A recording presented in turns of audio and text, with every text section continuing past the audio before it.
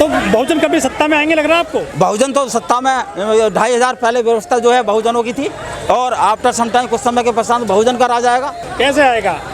ना धर्म ना जाति, मानवता के महान पर आएगा। नहीं, जाति तो खत्म हो ही नहीं देश में। जाति खत्म, ना धर्म ना जाति, विचारों पर बहुजन का राज आएगा। विचारों पे कैसे आएगा? वोट जात के आधार, के धर्म के आधार पर मिलता है। नहीं, जात धर्म पर वोट का मामला नहीं है। ये तो एक अपनी राजनीति को मजबूत करने के लिए और काट छांट करने के लिए जो जात पात की बात करते हैं। आज जात पात की जरूरत नहीं, विचारों की जरूरत है। अब जो है जनता जाग चुकी है, जनता सब चीज को मान चुकी है, जनता देख रही है। तभी तो बीजेपी मजबूत हो रही, जनता जाग चुकी है। बीजेपी मजबूत होती रहे, उससे बीजेपी वो कहते रहे कि मजबूत हो रहे हैं। आज देश के अंदर इतना बड़ा मुद्दा खड़ा हो गया। राहुल गांधी जी ने एक क्वेश्चन पुटअप कर दिया कि 20,000 करोड़ रुपए आए कहाँ से हैं, तो उस पर क्यों तिल मिलाए फिर रहे हैं? एक क्वेश्चन ही तो पुटअप करा। लेकिन अब तो वोट मिल रहा है हिंदू राष्ट्र पर, देश हिंदू राष्ट्र बन रहा है। I am not satisfied. Hindu राष्ट्र ये मुल्क बन ही नहीं सकता। क्यों? क्योंकि ये देश जो विभिन्न संस्कृति और विभिन्न धर्मों का देश है।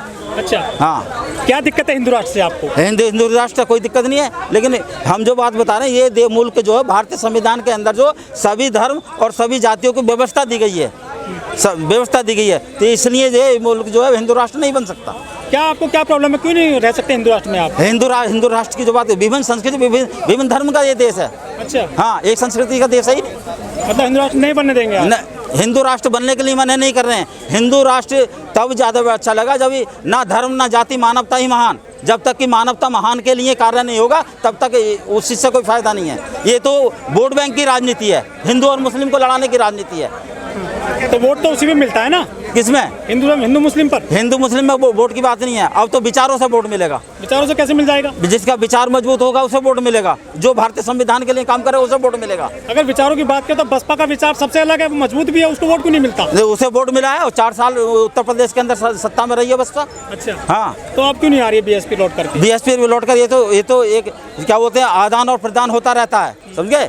और बताऊं मैं आपको, भारतीय जनता पार्टी कारपोरेट बिछा रही है कांग्रेस के लिए। 2024 के चुनाव के जब होगा तो कारपोरेट बिछ गया होगा, सरकार नहीं आएगी। मतलब बीजेपी कांग्रेस एक ही है? हाँ, एक ही है इस मुल्क के अंदर। आरएसएस की जो ए टीम हुआ करती थी पहले कांग्रेस थी, अब बी टीम थी पहले भारतीय जनता पार्टी, और सी टीम थी आपका कम्युनिस्ट। और ये आज इस मुल्क के अंदर 5 जो आरएसएस की टीम काम कर रही हैं। और आम आदमी पार्टी क्या है? आम आदमी पार्टी आरएसएस। अच्छा, हाँ, आरएसएस। काश अगर भारत के अंदर पूर्ण रूप से भारत का संविधान लागू हो गया होता तो लोकतंत्र खतरे में नहीं रहता, और उसी का मुख्य कारण है जो आज राहुल गांधी जी को दिक्कत हुई है। राहुल गांधी जी के जो पिताजी थे राजीव गांधी जी, और राजीव गांधी के जो अदर थे आपका पंडित जवाहरलाल नेहरू जी, जब सबसे पहले भारतवर्ष के अंदर कांग्रेस की सरकार बनी तो पंडित जवाहरलाल नेहरू जी ने एक बात कही। उन्होंने कहा अगर डॉक्टर अंबेडकर के लिखे संविधान को अगर मैं इस मुल्क के अंदर पूर्ण रूप से लागू करूंगा तो हम खून के आंसू बहाएंगे।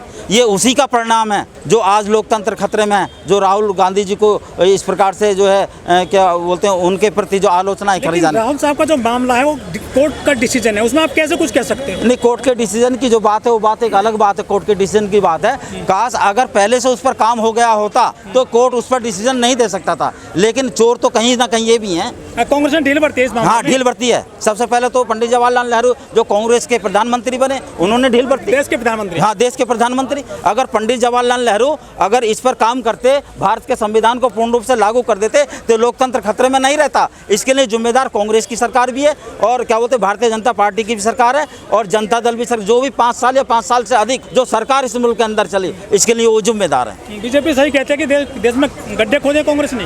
हाँ, गड्ढे तो सभी लोग खोद रहे हैं, चाहे भारतीय जनता पार्टी की सरकार चाहे कांग्रेस की सरकार है, सबने गड्ढे खोदे हैं। कोई कसर नहीं छोड़ रहा, जिसे जहां मौका मिल रहा है वहां लूटने का काम कर रहा है। लेकिन कह रहे हैं देश तरक्की कर रहा है बीजेपी सरकार में। देश कहाँ तरक्की कर रहा? मैं अभी उत्तर प्रदेश का एक ब्यौरा दे देना चाहता हूँ आपको। जब उत्तर प्रदेश में बीजेपी की सरकार बनी तो सबसे पहले आदित्यनाथ योगी जी ने कहा कि सड़कें जो गड्ढा मुक्त हो जाएंगी, गड्ढा मुक्त हो जाए। कहाँ गड्ढा मुक्त हो गई?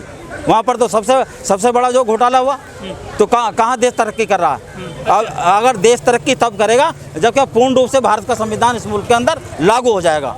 और संविधान लागू नहीं है संविधान लागू है ही नहीं, तो फिर देश कैसे चल रहा है? देश कैसे चल, देश पावर ऑफ टर्नी पर चल रहा, अपनी मनमानी कर रहे हैं। आप यहाँ बोल रहे हैं लोकतंत्र की वजह से बोल रहे हैं, संविधान की वजह से बोल रहे हैं आज आप यहाँ पर। हम संविधान की वजह से बोल रहे हैं, संविधान को पूर्ण रूप से लागू करवाने की हम आवाज़ को उठा रहे हैं। और इसका मुख्य ये कारण ये रहा जो खतरे में है, जो रिजर्वेशन कोटे से चुन करके जो 131 सांसद गए, चाहे उसमें जो सावित्रीबाई फुले जी भी रहे, उदित राज जी भी रहे, जो 100 रिजर्वेशन कोटे से गए, मैं उनकी बात कर रहा हूँ सभी की।